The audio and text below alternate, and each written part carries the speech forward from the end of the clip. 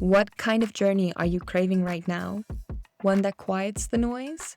Or one that reminds you you're not alone in the world? I think solo travel is like a love letter to yourself. But group travel is a conversation. And sometimes a single conversation can change everything. Hello, and welcome back to Lost and Found, the podcast where we're figuring things out in real time together. I'm your host, Carmen Vit, and I want to start off by spotlighting such a lovely review that one of you left on Apple Podcasts. And it really links with the topic for today. So just listen to this. Erin from London. She said, "My best friend sent me this podcast a few days ago, and since then, your voice has basically been glued to my ear. I actually cried in the grocery store listening to the episode on closure. And by the time I got back to the car, I just knew I needed to do something to feel like myself again. So I booked my first ever solo trip. Nothing huge, just 3 days in the Cornish countryside, but it's something I never thought I would or could do. And I don't think I would have if I hadn't started following your journey." Wow, Erin, thank you for taking the time to leave this beautiful review.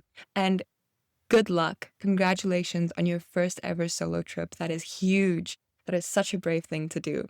And that's exactly what I want to talk about today. Solo travel versus group trips, because I get this question all the time, especially now that I'm hosting my first group trip in December. So people ask me, should you start with group travel? Should you just do solo travel? What's the difference? What are the benefits? Some of the drawbacks? And I want to get into all of that today. I'm talking to you from my bed in the hostel in Udaipur. Yes, I'm still in the north of India. I keep doing this, don't I? I keep extending. I've been here 2 weeks and I've just met the most incredible people. I'm always blown away by the connections you make when you travel.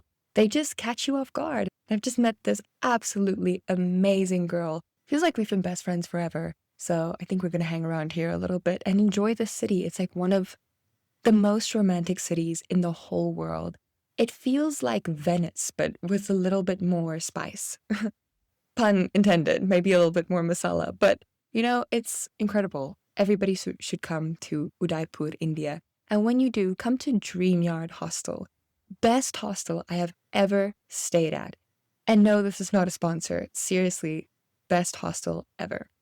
Okay, so solo travel, group travel, which one's for you? Let's start off by, what does solo travel give you? I think the first thing that you get when you venture out into the world by yourself, book a flight ticket, go through all the admin, get to a different country, and suddenly you rely on nobody but yourself. There's no one to answer to. You wake up in the morning, you don't have to converse with somebody on what you want to do that day or figure it out. You just completely do what you want to do. And that really gives you a deep self-knowledge. You learn what you like, what you don't like. You learn your rhythms differently when you're not subject to somebody else's whims. You learn how you actually want to spend your time when no one else is around to answer to. No one else is saying where you should eat, what you should be doing. If you want to go for a 4-hour-long walk, then you're completely free to do that. If you want to do all the touristy things and every single thing that you see on Pinterest, you can do that. Cooking classes, literally anything, it's up to you. And that is a beautiful, dizzying freedom. And in a way, it's like a little microcosm metaphor for the rest of our lives. Because I keep saying this on this podcast, we are deeply free as humans to curate our lives. We can pick and choose how we want to spend our days, what habits we'll form, what jobs we'll apply for.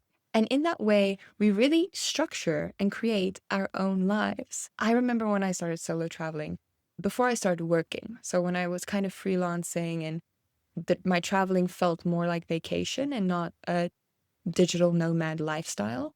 But back then, hours and days just stretched on forever because I could do with them as I pleased. My days weren't revolving around anybody else.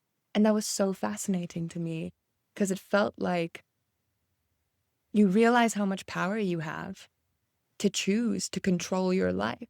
And especially if you're a young 20-something, maybe just out of university, you just moved out of your parents' house, or you just started traveling, realizing that you have that power to curate your day, curate your life, that is so empowering. So that's the first point. You get a deep self-knowledge. The second thing that solo travel gives you is this freedom of identity. And I think that adds on to the deep self-knowledge, obviously, because you get to know yourself. As cliche as it might sound, you do. People say, oh, you find yourself when you solo travel. And you kind of want to roll your eyes.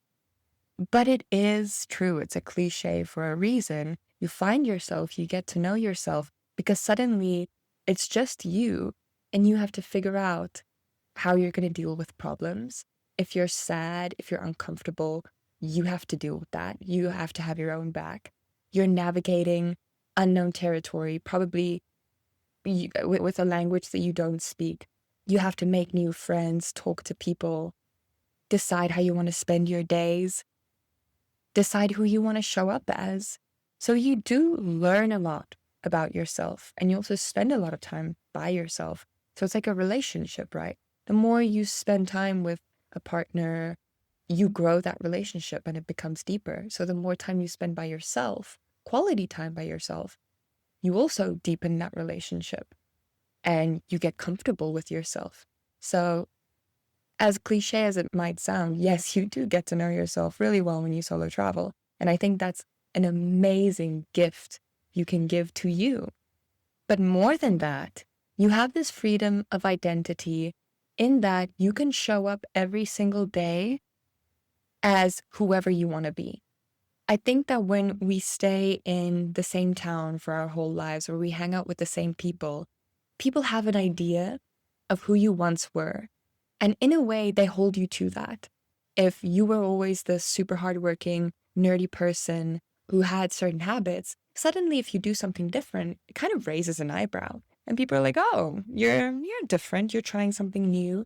And it makes you feel a little boxed in. I think at least that's how it made me feel. People just assume that you're always going to be the same, and it makes them uncomfortable when you change, uncomfortable when you grow and step outside of your own comfort zone. But when you solo travel, you constantly meet people for the first time, and they don't know you. They just met you. So if I wake up one day and I decide to change my style, the people I meet that day will just assume that's me. Okay, great. They take it at face value. They don't question you. And there's such a freedom in that because you get to explore your identity. You get to show up as whoever you want to be. But again, I've said this before on the podcast, most of the time, you want to just show up as yourself. Because when you meet people and it's like transient relationships, they come and go, they're actually deeper in a way. Because you both know you might just know each other for 2 nights, 3 nights a week, whatever time period it may be. So you might as well just be completely authentic, yourself, be honest. I mean, people have told me some of the most outrageous secrets that they've never told anybody else in their life, just on a random night in a hostel because we met that one day, or we knew each other for 2 days and we hit it off. So yes, you get to show up as whoever you want to be. You get to play around with your identity, experiment, but in that you get to find out what truly feels like you and show up as that completely unfiltered to these new, fresh connections that you're making every single day. Now, following from that, this is a question I get a lot. Do you actually meet people when you solo travel? I think there's a big misconception that solo travel equals lonely and it equals solitude. That is not true at all. I mean, I guess it depends on how you travel. If you just stay in hotels and you really are not going out to talk to people, I guess it can be very lonely. But for me, mostly I travel in hostels.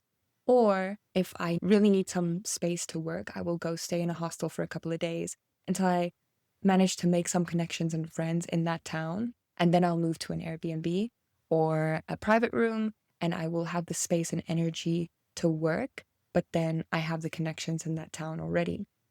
But most of the time I will stay in hostels because a lot of people in hostels are solo travelers. So everybody's open to connection and you just meet random people all the time and you end up making friends and doing things together.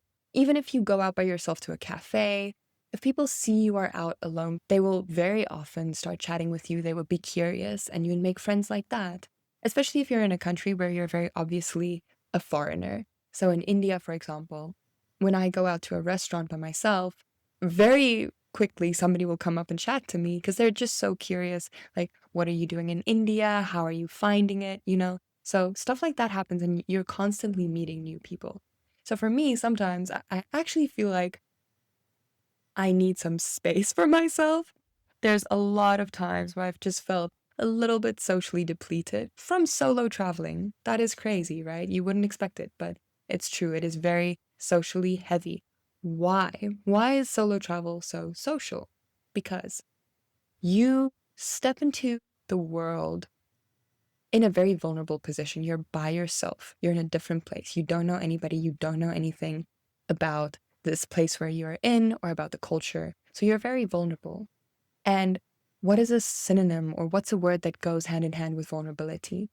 Openness, right? So when you're vulnerable, you're also more open. You're open to the world in a different way than when you are traveling with a friend or a partner or a group. And in that openness, you just attract a lot more connection, a lot more friendships. So, for example, if you are out to dinner with a friend, it's not as likely that you will start chatting with the people that are sitting next to you because you're going to be chatting to each other. If you're out alone, it's very likely that you'll strike up a conversation with somebody who is sitting next to you, especially if they're also alone. And people will also feel more comfortable approaching you and starting conversations with you if you're alone than when you're maybe with friends or with a partner. So I think when we're traveling with someone, it's easy to stay in our comfort zones a little bit and you don't make those deep connections like when you do when you're solo traveling. Also, it gives you this gift of spontaneity. So when you're by yourself, you have more control over your schedule. So when you then meet somebody and you really hit it off and you hear they're going to the next town over, but you didn't plan to go there, you can decide, oh, I want to do that. I'm going to travel with them for a bit. Or you can just absolutely be by yourself. That's the beautiful thing about solo travel. You completely curate the experience. You are responsible for your own experience. You decide how you want to travel, how fast you want to go, how much money you want to spend, who you want to go with if you meet somebody cool, or if you want to do it by yourself. But then also, you are experiencing the world and that country and that culture and the people you meet just on a higher frequency because you're naturally more open when you are alone. Another thing solo travel gives you is this unbelievable self-confidence that goes way deeper than surface level. It's not self-confidence about what you look like.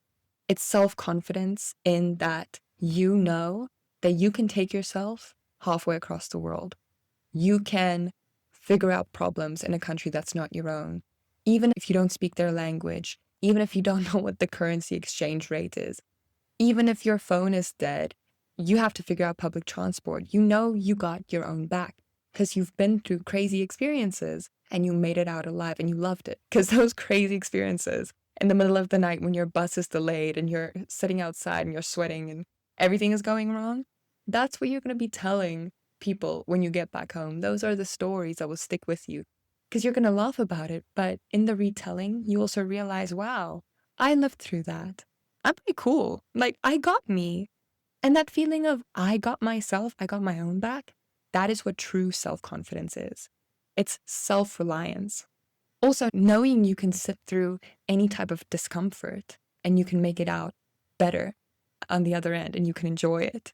Also, going back to the connections and the friends and the people you're constantly meeting, you realize that you can talk to anybody. You can hold a conversation with an 85-year-old and you can hold a conversation with a 10-year-old. You can make friends with people from completely different cultures than you and you can hold your own.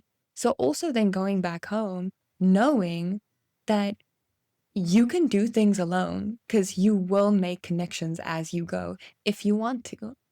And that really gives you the gift of going for anything, following your dreams, following through with the crazy plans. Because suddenly You give yourself the permission to do it alone. You know you don't have to wait for anybody to do it with you, for anybody else to be ready, because you've done crazy things by yourself and you've just grown from it.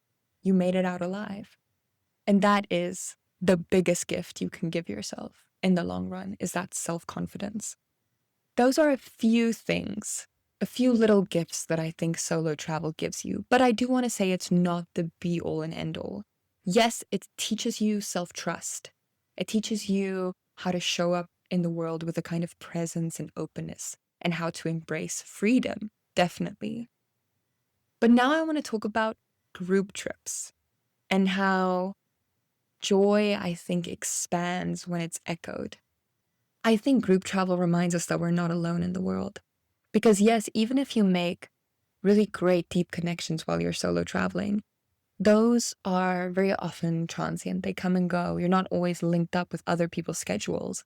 So you might meet somebody really cool, but you're only going to be with them for 2 days or a day or a week, and you go your separate paths. And then maybe you'll go for like a week without meeting anybody nice, and you'll be spending a lot of time by yourself. So there's all the benefits to that we just talked about. But sometimes group travel, especially if you don't have a long period of time to travel, you maybe just have 2 weeks that you're taking off of work or off of school, group travel is perfect because you get to experience something so beautiful and different from your daily life. You get to share that joy with like-minded people, and you don't have to worry about all the admin, all the problems, all the stuff that you had to figure out by yourself when you're solo traveling. Somebody else is taking care of that. A lot of group trips, you like pay a set amount, and that includes meals, accommodation, transportation, activities. You can just go and have fun. You don't have to worry about anything. You don't have to worry about, am I going to make friends? Am I going to meet new people? It's just relaxing. So I think number one thing is, if you want to go for maybe a shorter period of time, or you want to ease yourself into solo travel, do a group trip. Also, a lot of people who book group trips are quote unquote solo travelers, in that they book the trip just for them. They don't go with a partner or with a best friend. Some people do, and that's amazing, but most people will be in the position that you are in that you book the group trip and you don't have any friends going with you, but it feels like you get there and you have this built-in group of best friends, and everybody who booked this trip, they're probably going to be a lot like they want to travel, but maybe not alone, not right now, not at first, whatever reason it is. So you get there and you realize, wow, there's this group of people that I get to experience this with. I get to share this joy. And we're so similar. I also think, to get a little philosophical, we grow in new directions when we travel together. We are witnessing the world, but we are also witnessed. You feel seen. You meet people who are so similar to you, who think the same. They're not from the same country, but the way you see the world is so similar. I remember being in high school, and I had literally like maybe 1 or 2 close friends, but I felt that, you know, that image you see in movies of this group of friends who are just like best friends and they're inseparable. I always thought that that was either a myth or maybe I was just strange, because I never had a really big group of friends and that I felt like I connected with everybody and everybody's close and I wanted to hang out with them all the time. And then going into university, just had like a handful of really close friends and never that big group feeling. And then I started traveling and I realized, wow, when you travel, you meet people with the same mindset, the same dreams, the same fears, because you both had to decide to up and leave everything behind and book this trip or book that one-way ticket. So there's something underlying, something deep within you and these other people that will connect. And the friendships you make while traveling is just on a different level. And yes, you can get that while solo traveling. But when you're in a group trip, that's already built in for you. You don't even have to worry about it. So that's the first point, built-in community, which is lovely, especially for first-time travelers, and especially if you want to use that as a stepping stone to then solo travel afterwards. You're seeing something beautiful. You turn to the person next to you and you share that wow moment. When you're solo traveling, oftentimes you have that wow moment and it's just wow for you. You don't get to share that with somebody. Like I said, yeah, you can meet people while traveling and go do excursions together or spend a day or a few days together, true. But oftentimes you are experiencing those wow moments by yourself. And I don't think that there's anything wrong with that. But sometimes it is really beautiful to see joy mirrored back at you, to see how your joy expands when you share it with other people. And then leading on from that is shared memories. It is beautiful to be connected with people from all over the world due to shared memories. I mean, I've been on group trips like 5 years ago, and we're still on a WhatsApp group chat talking about like inside jokes and stuff. Still, when I'm traveling, I'll meet up with some of these people that I've met on these group trips. Another amazing thing about group travel is that there's this room for depth and fun, but you personally don't have to overthink the logistics. It's way more relaxed. Also, obviously, it's safer. I don't think we should listen to this stereotype that solo travel is always unsafe. I mean, that is a whole other episode on how to stay safe while solo traveling. And is it actually unsafe? I don't think it is. But you are naturally safer if you're traveling together in a group of people, people who are accountable for each other. You always know where everybody is. So you are naturally safer. And then you just feel a part of something bigger than yourself. I feel like there's a cosmic shift that happens when people come together to experience a moment of their lives, experiencing something very special together. That is a very deeply binding, beautiful connection. So group travel, I think, really reminds you of how beautiful community can be, that there's something outside of yourself. Solo travel puts you back into yourself, and group travel takes you out of yourself, takes you out of your own mind. You're just with these people, you're out in the world, and you're experiencing life as this community. Okay, so how do you know which one you want right now, which one you're ready for? Ask yourself these questions. Do you feel disconnected from yourself? So if you want to travel, is it because you want to reconnect with yourself? Then do it solo. Are you feeling lonely or uninspired or depleted? Do a group trip. Group travel reminds you how beautiful other human beings can be, and that connection can really inspire you, and you go back to your daily life just feeling on top of the world. If you want to learn your own rhythms again, if you want to get to know yourself, if you want to find out what you like, if you have a big life decision coming up, like maybe you need to decide what's next for you, what are you going to study, what job are you going to pick?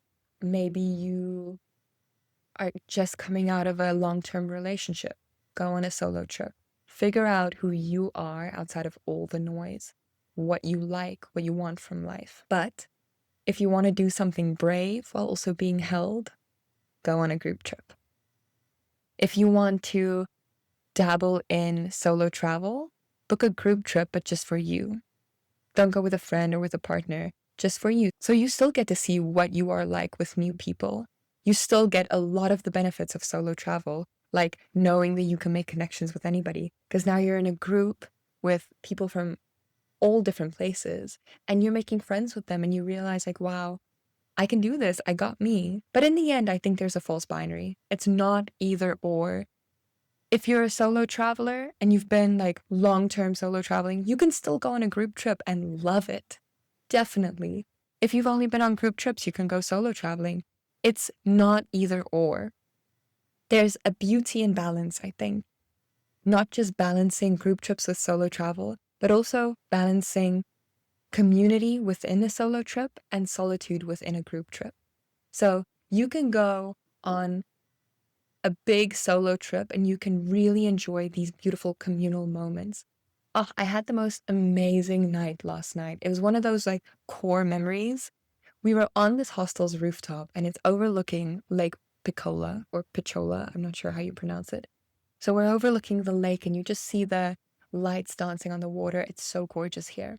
And we're on the rooftop and I just had the loveliest day with my friend that I met here. Really girly day, you know. We went shopping, We went for a lovely lunch, talked about anything and everything from what it means to be a woman, to traveling, to family life, to like heartbreaks, everything. We were just talking about it all. And I felt so deeply connected to her. And I was reminded how beautiful friendships are. And then we came back and we both put on our new dresses that we bought that day. And we went up to the rooftop, had a lovely glass of wine as the sun set. And we kind of took over the DJ stand and we just started playing all our favorite music. And then everybody started dancing. And it was one of those moments where you completely forget about yourself. You lose all self-consciousness. You're just so in the moment. And that really reminded me, like, this is why I do what I do. It's amazing. And it reminded me of how beautiful community is. So something like that beautiful communal moment within my solo travel journey really reminds me that balance is possible. It's not an either or. But then also I've been on group trips where we have time off and I just go for a long walk by myself, or I do an activity by myself, I go exploring. And then you find those moments where you can reflect on what you're experiencing because you get all the stimulation from the group trip. You're doing things together. You're having all these beautiful conversations. And then maybe for a moment you break away and you get to think about everything and you can think about how it has impacted you, how it has changed you. So you could be surprised by who you become when no one's watching. Or you could be surprised by who you become when you're held by others. I think the real question isn't really solo or group. It's, do I want to meet myself? Or do I want to meet people who reflect the best parts of me back at me? Both are valid. Both are beautiful. But I do want to ask you, if you're tinkering with the idea of a group trip, come on my group trip in December. I'm hosting it in collaboration with World Packers, which is like the biggest travel/volunteering community in the world at the moment. So the whole thing is going to be organized. The cost includes 3 meals a day, accommodation, pickup from Nusa Penida Harbor, most of our activities. So you really don't have to worry about a thing. You can rock up. You're going to meet incredible people. Why do I know we're going to be a good group? Because I'm actively involved with my community. You guys are DMing me, we're chatting, you're in my comments, and I know what absolutely cool people you are. So I know that the people coming in this trip are going to be lovely. If you want to meet lovely people who want to make a difference while traveling, who are curious to get to know themselves and other people better, curious about the world, then this trip is for you. We're going to be learning about marine life conservation. We are going to get our marine ecology certificates and our open water diving licenses. So we're going to be going on daily dives to kind of check on manta rays and sea turtles. We'll be out in the water a lot, so if you love the ocean, I love the ocean. This trip is absolutely for you. Also, I think it's going to look fire on your CV. If you can say that you have your open water diving license and you got it in Bali. In this book, The Defining Decade, which is, I don't agree with everything in the book. I'm not necessarily going to promote the book or tell you to go read it. But there is one thing that the writer said that really changed my perspective on things. I think she called it personality assets. I'm not sure. So do crazy cool things that other people in your line of work maybe aren't doing, so that when people look at your resume, and everybody's resumes look the same, but you have something that stands out, like maybe you volunteered teaching English in Thailand, or you did this marine life conservation volunteering work while getting an open water diving license in Bali, the person who's looking at the resume knows that you probably have a certain type of confidence or a certain way of looking at the world that's going to be an asset to the company. That's a little tangent. I don't think that's at all a main reason why you should come on this trip, but it's something to think about. It's definitely a bonus. Also, you get to go on a trip where you feel like you're actually making a difference. It's not just superficial, partying all the time. I feel like when you're giving back, you really elevate your joy. There's something about knowing that you're making a difference that gives you a certain pride. Anyway, go look at the link in my bio. You can either book directly or you can join the group chat if you have any more questions or reach out via DM. I'm happy to answer. And I'll also be helping everybody who books to get the cheapest flight that they possibly can. World Packers will always be there to guide us through the process. You don't have to worry about a thing. You're gonna meet me, you're gonna meet a bunch of cool people, so let's do this together. Also, I've been working on a little passion project behind the scenes that will be going live within, I think, the next 2 weeks. And I'm so excited to share this with you. It's called Untethered, A Beginner's Guide to Solo Travel, and it is a full-on book. It's not just like some booklet of 25 pages. I'm not done with it yet, but I mean, it's definitely going to be over 100 pages, at least. It's going to be part handbook, part workbook, because there will be journal prompts, checklists, exercises in there, but also kind of part travel diary, just a little bit of my memories weaved in throughout. It has been such a beautiful journey working on that. And I really tried to think of everything from like starting off with why solo traveling, exactly what you need to pack and how to pack light, things that you'll never know you need to think about if you haven't done it yourself. Even how to deal with your parents if they're scared for you or if they're scared of you going and they don't want you to go, to hostel etiquette, finding the best hostels, how to make friends while abroad without making it weird, how to stay safe without letting fear lead. I really went into such depth, and everything I know is in that book. So if you book the trip, you'll get this book completely free. If you don't book the trip, but you want to go solo traveling, I think you need this in your life. It'll go live soon. You'll be able to get it on my website, but I'll keep you posted. Anyway, closing thought. What kind of journey are you craving right now? One that quiets the noise? Or one that reminds you you're not alone in the world? I think solo travel is like a love letter to yourself. But group travel is a conversation. And sometimes a single conversation can change everything. It's really just about what you want. And then also remember that no matter which one you choose, you can build the benefit of both into the experience that you are choosing for yourself.